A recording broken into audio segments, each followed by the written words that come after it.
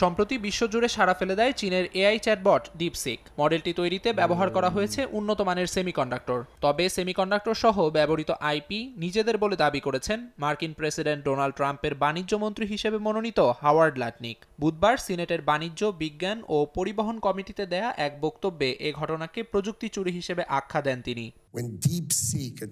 চীন অত্যন্ত স্বল্প খরচে শক্তিশালী এআই মডেল তৈরি করেছে, যার পেছনে মার্কিন প্রযুক্তির বড় অবদান রয়েছে। এটি কোনো সাধারণ ঘটনা নয়, বরং মার্কিন প্রযুক্তি চুরির মাধ্যমে এটি সম্ভব হয়েছে।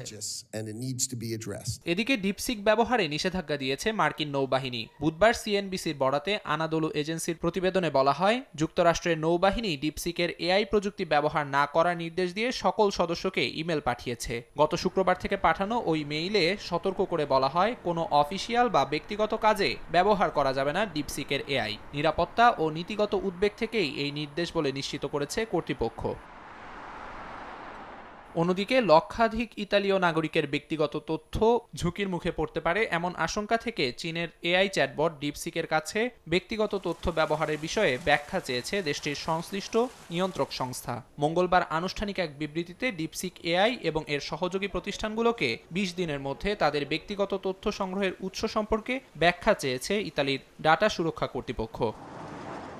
আমিরুল ইসলাম আলিফ, সময় সংবাদ।